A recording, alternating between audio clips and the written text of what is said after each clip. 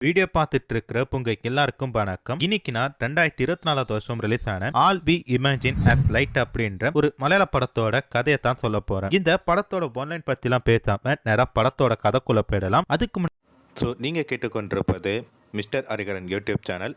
இந்த சேனல் உங்களுக்கு பிடிச்சிருந்தா மட்டும் சப்ஸ்கிரைப் பண்ணி பக்கத்தில் ஒரு பெல் பட்டியும் சேர்த்து கிளிக் பண்ணிக்கிங்க. டெலிகிராமில் ஃபாலோ பண்ணாதவங்க ஃபாலோ பண்ணிக்கிங்க. இப்ப நாம இந்த படத்தோட கதைக்குள்ள போயிடலாம். இந்த படத்தோட தொடக்கத்திலே மும்பைல இருக்க ஒரு பகுதியை தான் காட்டுறாங்க. பொழுது விடியத்துக்கு இன்னும் பல மணி நேரம் இருக்கு. ஆனாலும் மக்களுக்காக நாளைக்கு அவங்க சாப்பிடறதுக்கு தேவையான உணவுப் பொருட்களை கொடுக்கறதுக்காக பல பேர் தூங்காம அந்த கடைகளை போயிட்டு உணவுப் பொருட்களை கொடுத்துட்டு இருக்காங்க. உணவுப் பொருட்கள்னா அத்தியாவசிய பொருளான அரிசி, பருப்பு, பால் போன்றவைதான். இப்படி இவங்க கொடுத்துட்டு இருக்கும் போது இன்னொரு பக்கம் வேலைக்கு கிளம்பிட்டு இருக்கவங்களும் வேலையை விட்டு வந்துட்டு இருக்கவங்களும் தன்னோட சொந்த ஊருக்கு கிளம்பிட்டு இருக்கவங்களும் ரயில்வே ஸ்டேஷன்ல பல மணி நேரமா காத்துட்டு இருக்காங்க.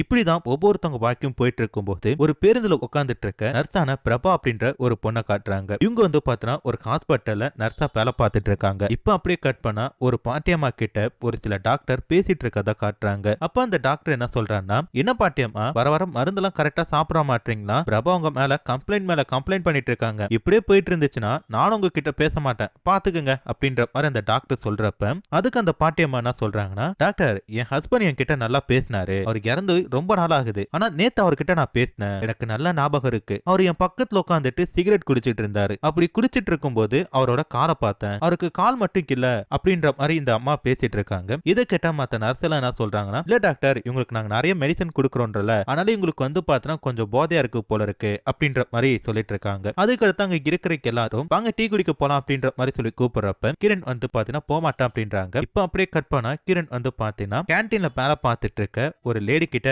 பேசிட்டு இருக்காங்க. இந்த லேடியோட வீட்டுல வந்து பாத்தீங்கன்னா 20 வருஷமா ஒரு இடத்துல தங்கி இருக்காங்க. ஆனா அவங்க ஹவுஸ் ஓனர் என்ன பண்றாரு, இந்த லேடி காலி பண்ண சொல்லிட்டு ரொம்பவே ஸ்ட்ரகிள் பண்ணிட்டு இருக்காரு. அதனால கிரண் கிட்ட வந்து சொல்றப்ப ஒரு வக்கீலோட அட்ரஸ் கொடுத்து இவரை போய் பாருங்க எல்லாம் சரியா போயிடும் அப்படின்ற மாதிரி சொல்லிட்டு இருக்காங்க. அதுக்கு அடுத்ததா இதே ஹாஸ்பிட்டல்ல வேலை பார்த்துட்டு இருக்க அனு அப்படின்ட்டு ஒரு பொண்ணை காட்டுறாங்க. அவங்க வந்து பாத்தீங்கன்னா இன்னொரு பொண்ணு கிட்ட பேசிட்டு இருக்காங்க. அந்த பொண்ணு என்ன சொல்றானா, அவளுக்கு 24 வயசு ஆகுதான். ஆனா அதுக்குள்ள 3 குழந்தை பேத்துட்டாலாம். இந்த விஷயத்தை கேட்டதும் அனு அதிர்ச்சி ஆயிட்டு, அடியே என்ன சொல்லிட்டு இருக்க, 24 வயசுல 3 புள்ளைக்கு பேத்திட்டியா, உன் புருஷனுக்கு வேலை இருக்கா இல்லையா அப்படின்ற மாதிரி சொல்லி கேட்கிறப்ப, அதான் இதுக்கு ஏதாச்சும் தீர்வு கிடைக்கும் தான் இந்த ஹாஸ்பிட்டலுக்கு வந்திருக்கேன் அப்படின்ற மாதிரியும் ஏதோ ஸ்கீம் இருக்காமே அதுல கலந்துகிட்டா பணம் எல்லாம் கொடுப்பீங்களாமே அப்படின்னு சொல்லி கேட்கிறப்ப, இருக்கு அதுக்கு உன் புருஷனை குடும்ப கட்டுப்பாடு பண்ண சொல்லிக்க, அப்படி கட்டுப்பாடு பண்ணிக்கிட்டானா 5000 ரூபாய் பணமும் கொஞ்சம் அரிசி பருப்பும் கொடுப்போம் அப்படின்ற மாதிரி சொல்லிட்டு எப்பவும் புருஷனை கூட்டு வர அப்படின்ற மாதிரி அனு கேட்கிறப்ப அதுக்கு அந்த லேடி என்ன சொல்றாங்கன்னா, இல்லம்மா அதுலதான் ஒரு சிக்கல், அவர் அதை பண்ணிக்க மாட்டேன் அப்படின்றாரு, பண்ணிக்கிட்டா அவருக்கு ஏதாச்சும் வியாதி வந்துருமோ அப்படின்ற மாதிரி பயப்படுறாரு அப்படின்றப்ப, அதெல்லாம் ஒன்னும் பிரச்சனை கிடையாது, இதுக்கு மேல என்னாலையும் ஒன்னும் பண்ண முடியாது, இப்பயும் ஹஸ்பண்ட கூட்டுவா மத்தெல்லாம் பாத்துக்கலாம் அப்படின்ற மாதிரி சொல்லிட்டு அனுப்பி வச்சுட்டாங்க. இப்ப இவங்க 2 பேருக்குமே வந்து பாத்தீங்கன்னா கரெக்டா டியூட்டி முடியுது. ஆனா இதுக்கு முன்னாடி வந்து பாத்தீங்கன்னா அனு அந்த இடத்தை விட்டு கிளம்பி போயிட்டாங்க. இப்ப ஹீரன் என்ன பண்றாங்க, நடந்து போயிட்டு இருக்கும் போது அதே இடத்துல வேலை பார்த்துட்டு இருக்க ஒரு டாக்டர் என்ன பண்ணிட்டாரு, கிரண் கிட்ட பேச வந்துட்டு இருக்காரு. மேடம் எப்படி இருக்கீங்க, உங்க கிட்ட பேசுன்னு சொல்லி பார்த்தேன் அப்படின்ற மாதிரி சொல்றப்ப, சொல்லுங்க டாக்டர் அப்படின்றாங்க. இது நான் எதுன ஒரு லெட்டர், இதை வீட்டுல போய் படிச்சு பாருங்க, வெளில படிச்சு பாத்துறாதீங்க அப்படின்ற மாதிரி சொல்றாரு. இவரு பேசுறது இந்த லெட்டர் கொடுக்கறது எல்லாத்தையும் பாக்குறப்ப ஹீரோனை லவ் பண்றாரு போல இருக்கு. ஆனா ஏற்கனவே ஹீரோனுக்கு கல்யாணம் ஆயிட்டு அவங்க கணவர் வந்து பார்த்தா அப்ராட்ல வேலை பார்த்துட்டு இருக்காரு. இது வந்து பார்த்தா அவருக்கு தெரியாது போல இருக்கு. ஹீரோன் என்ன பண்றாங்க, சரி ஓகே அப்படின்ற மாதிரி சொல்லிட்டு இவங்க பஸ்ல போயிட்டு இருக்காங்க. இதுதான் கிரண்னோட ஒரு நாள் வாழ்க்கையில நடந்துட்டு இருக்காது. இப்ப அப்படியே கட் பண்ண கிரண் வீட்டுக்கு போறாங்க. வீட்டுக்கு போன கடத்தது அவங்க ஆசையா ஒரு பூனை வளர்த்துட்டு இருக்காங்க. அந்த பூனையை மடியில தூக்கி வச்சு கொஞ்சம் விளையாண்டுட்டு அடுத்த வீட்டுக்குள்ள போய் சில வேலைகள்லாம் பண்ணிட்டு இருக்கும் போது அப்பதான் ஒரு விஷயத்த யோசிக்கிறாங்க. ஆமா அனு நமக்கு முன்னாடியே கிளம்புனாலே எங்க போனா இன்னும் வரல அப்படின்னு சொல்லி அவங்க யோசிச்சுட்டு இருக்க கரெக்டா வந்து பாத்தீங்கன்னா அனு மழையில நடந்துட்டு வீட்டுக்கு வந்துட்டு இருக்காங்க. அனுவை பார்த்தும், அடியே எனக்கு முன்னாடி கிளம்பி போனேன், எங்கடி போன அப்படின்னு சொல்லி கேட்கிறப்ப, அது ஒண்ணும் இல்லக்கா என் ஃப்ரெண்டு கிட்ட பேசிட்டு இருந்தேன், அதான் கொஞ்சம் லேட் ஆச்சு அப்படின்ற மாதிரி சொல்றாங்க. அப்புறமேட்டு அக்கா எனக்கு ஒரு ஹெல்ப் பண்றீங்களா, வீட்டு வாடகை கொடுக்கணும், என்கிட்ட பணம் கொஞ்சம் கம்மியா இருக்கு, நீங்களே கொடுத்துறீங்களா அப்படின்னு சொல்லி கேட்கிறப்ப கீரனுக்கும் வேற வழி கிடையாம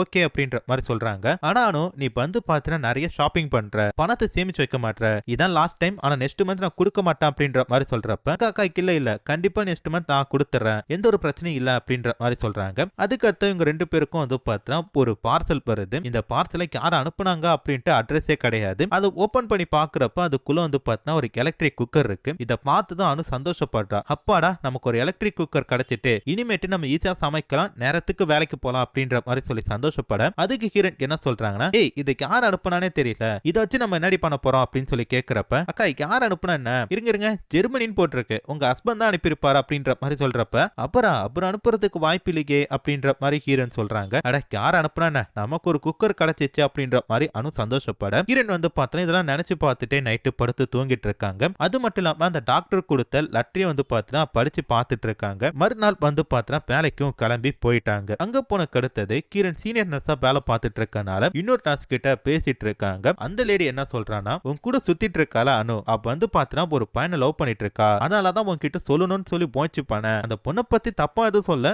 நீ கொஞ்சம் உஷாரா இருந்துக்கோ அப்படின்ற மாதிரி சொல்றப்ப கிரண் என்ன பண்றாங்க, கோவப்பட்டு என்ன நினைச்சிட்டு இருக்கீங்க, அந்த பொண்ணு அப்படிலாம் கிடையாது, ரொம்ப நல்ல பொண்ணு அப்படின்ற மாதிரி சொல்றாங்க. அதுக்கு ஹீரோன் என்ன பண்றாங்க, தன்னோட ஜூனியர் எல்லாருக்கும் கிளாஸ் எடுத்துட்டு இதுக்கு அடுத்த கிளாஸ் எல்லாத்தையுமே வந்து பாத்தீங்கன்னா அனு பாத்துப்பா அப்படின்ற மாதிரி சொல்லிட்டு அனுக்கு என்ன பண்றாங்க, கால் பண்றாங்க. ஆனா இந்த பொண்ணு டியூட்டி நேரத்துல டியூட்டி பார்க்காம கால் யார்கிட்டயோ பேசிட்டு இருக்கா. ரொம்ப நேரமா லைன் பிஸின்னு வருது. அப்பயே வந்து பாத்தீங்கன்னா ஹீரோனுக்கு புரிஞ்சு போயிட்டு அந்த சீனியர் நர்ஸ் சொன்னது உண்மைதான் அப்படின்னு சொல்லிட்டு அதுக்கடுத்த டியூட்டி முடியறதுக்கு முன்னாடி அனு என்ன பண்றா, ஹாஸ்பிட்டல் விட்டு வெளில போறா. அவங்க பாய் ஃப்ரெண்டு கூட வந்து பாத்தீங்கன்னா வெளில சுத்திட்டு சாப்பிட்டுட்டு ஒரு சபை மாதிரி இருக்கு அந்த இடத்துல போயிட்டு முத்தம் கொடுத்துட்டு இருக்கா. அனு நினைச்சா அவளை தன்னோட வீட்டுக்கு கூட்டிட்டு போலாம். ஆனா வந்து பாத்தீங்கன்னா அந்த இடத்துல கிரண் இருக்காங்க அப்படின்ற ஒரு காரணத்துக்காக இந்த பொண்ணு வந்து பாத்தீங்கன்னா இதோட நிறுத்திட்டா. அதுக்கடுத்து உங்களை வீட்டுக்கு போயிட்டு படுத்து தூங்குறாங்க. இப்ப அப்படியே கட் பண்ணா பிரபா என்ன பண்றாங்க, அந்த கேண்டீன்ல வேலை பார்த்துட்டு இருக்க அந்த லேடி கூட போயிட்டு ஒரு வக்கீல மீட் பண்ணி பேசிட்டு இருக்காங்க. அந்த வீட்டுல நீங்க தங்கிட்டு இருக்கீங்கன்னா ஏதாச்சும் ஒரு ஆதாரம் இருக்குல்ல, டாக்குமெண்ட் ஏதாச்சும் இருக்கான்னு சொல்லி கேட்கிறப்ப, டாக்குமெண்ட் எல்லாம் கிடையாது, அந்த வீட்டுல நான் 20 வருஷமா தங்கிட்டு இருக்கேன், ஏன்னா அக்கம் பக்கத்துல இருக்கவங்கள்ட்ட கேட்டு பாருங்க அப்படின்றப்ப, அக்கம் பக்கத்துல இருக்கவங்க கேட்டு பார்த்துட்டு நம்ம டாக்குமெண்ட் ஃபைல் பண்ண முடியாது, அதெல்லாம் சட்டத்துல எடுத்துக்க மாட்டாங்க, ஏதாச்சும் ஒரு டாக்குமெண்ட் இருந்தா எடுத்துருவாங்க, இல்லன்னா நீங்க வீட்டை மறந்துருங்க அப்படின்ற மாதிரி அந்த ஆளு சொல்ல, கிரண் என்ன பண்றாங்கன்னா அவங்க கூட போயிட்டு அந்த வீட்டுல ஏதாச்சும் டாக்குமெண்ட் இருக்கான்னு சொல்லி தேடி பார்த்துட்டு இருக்காங்க. அப்போ வந்து பாத்தீங்கன்னா அம்மா உங்களுக்கு ஒரு பையன் இருக்கான்ல, அவங்க கூட போய் நீங்க தங்கிக்கலாமே அப்படின்னு சொல்லி கேட்கிறப்ப, அடைக்காம நீ பேர அவனே கல்யாணம் பண்ணிட்டு ஒரு சின்ன வீட்டுல பாந்துட்டு இருக்கான், அந்த வீட்டை நான் எப்படி போய் பாருது அப்படின்னு சொல்றப்ப, இருக்கட்டுமா நீங்க தனியா இருக்க வேணாமே அப்படின்னு சொல்றப்ப, அம்மா உன் புருஷன்ட்ட நீ பேசி எவ்வளவு நாள் ஆகுது அப்படின்னு சொல்லிட்டு பிரபாவை பார்த்து அந்த லேடி கேக்குறாங்க. இருக்கும் 1 வருஷம் இருக்கும் அப்படின்றப்ப, எதுக்குமா 1 வருஷம் உன் புருஷன் கிட்ட பேசாம இருக்க, இதுவே நான் இருந்தேன்னா கண்டிப்பா என் புருஷன் கிட்ட சண்டை போட்டிருப்பேன், வெளியூர் போன கடத்தது நான் மறந்துட்டீல அப்படின்னு சொல்லிட்டு நீ அவர்கிட்ட பேசி பார் அப்படின்ற மாதிரி சொல்றப்ப, கிரண் வந்து பார்த்தா ஏதோ சின்ன சண்டையால அவர்கிட்ட பேசாம இருக்காங்க. இப்ப பேசலாமா வேணாமா அப்படின்ற மாதிரி அவங்க முயற்சிட்டு இருக்க. இப்ப அப்படியே கட் பண்ணா அந்த அணுவை காட்டுறாங்க. அணு வந்து பாத்தீங்கன்னா ஒரு ஃப்ரெண்டு கிட்ட போய் பேசிட்டு இருக்கான்ல, அவங்க கூட வந்து பாத்தீங்கன்னா ஹோட்டல் உட்காந்து சாப்பிட்டுட்டு இருக்கான். அப்படி சாப்பிட்டுட்டு இருக்கும் போது ஒரு போன் வருது. அந்த போனை கட் பண்ணி விட்றா. அதுக்கு அந்த லப்பர் கேட்கறான், அம்மா யார் அப்படின்னு சொல்லிட்டு, வேற யாரும் எங்க அம்மா தான் பண்ணுவாங்க, எங்க அம்மா போனை எடுத்ததுமே ஒரே டாபிக் தான், எனக்கு ஒரு நல்ல பையன் பாத்துருக்கேன், கல்யாணம் பண்ணிக்கன்னு சொல்லுவாங்க, பட் எனக்கு அந்த பையனை பிடிக்கல அப்படின்ற மாதிரி சொல்லிட்டு இவங்க 2 பேரும் வந்து பாத்தீங்கன்னா பேசிட்டு இருக்காங்க.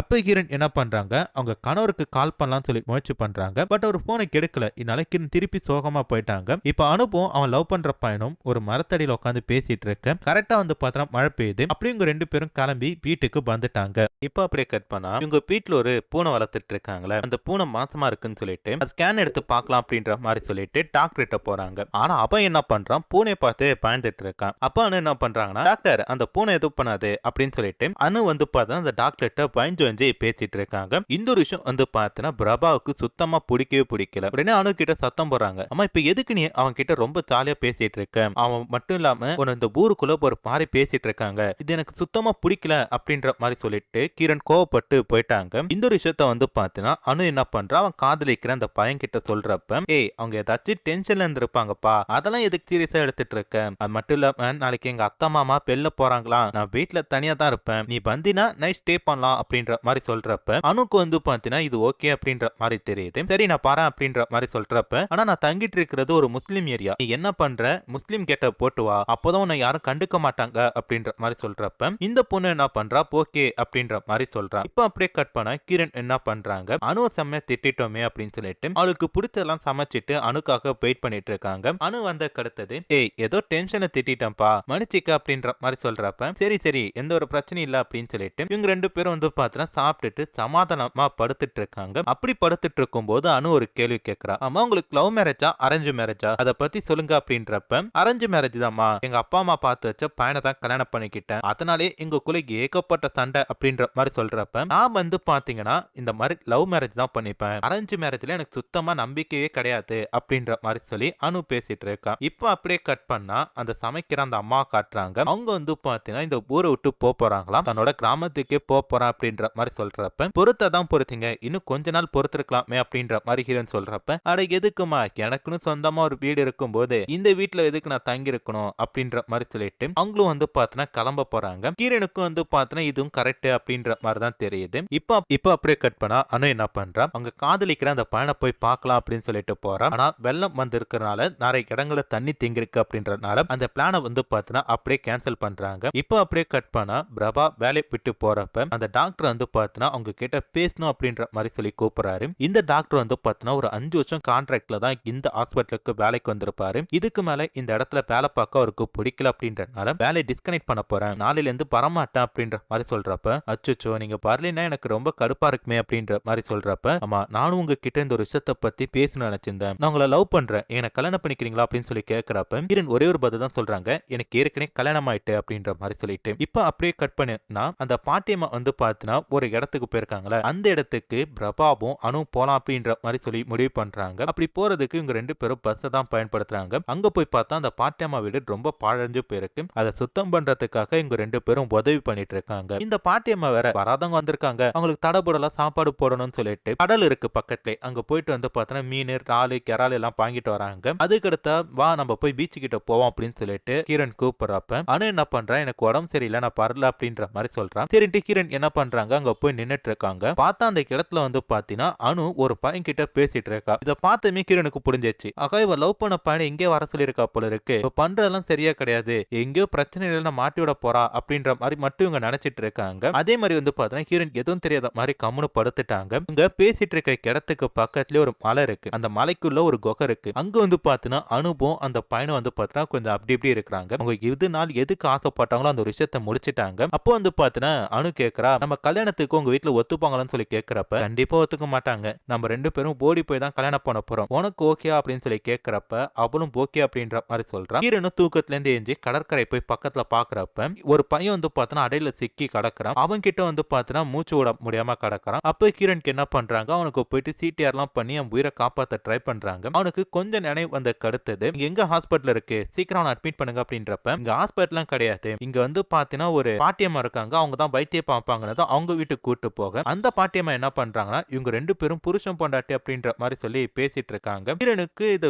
மறுப்பு சொல்ல முடியல, அவங்களுக்குள்ளயும் பாத்தீங்கன்னா ஒரு மாறியா இருக்கு. அப்பதான் ஒரு விஷயத்தை யோசிக்கிறாங்க, எவ்வளவு நாள் பொறுத்திருந்தாலும் கண்டிப்பா தன்னோட கணவன் திருப்பி தனக்கு வருப்பான் அப்படின்ற மாதிரி அவங்க நம்புறாங்க. நேரா பாத்தீங்கன்னா அனு கிட்ட போயிட்டு, மணி ஒரு பையனை லவ் பண்ணல, அவனை இங்க வர சொல்லிருக்கேன்னு எனக்கு தெரியும், அவங்க கிட்ட பேசணும் வர சொல்லு அப்படின்ற மாதிரி சொல்றாங்க. அப்புறம் இவங்க 3 பேரும் பாத்தீங்கன்னா ஒரு டீ கடையில உட்காந்து பேசிட்டு இருக்காங்க. இந்த இடத்துல இந்த படத்தோட கதையை முடிச்சிட்டாங்க.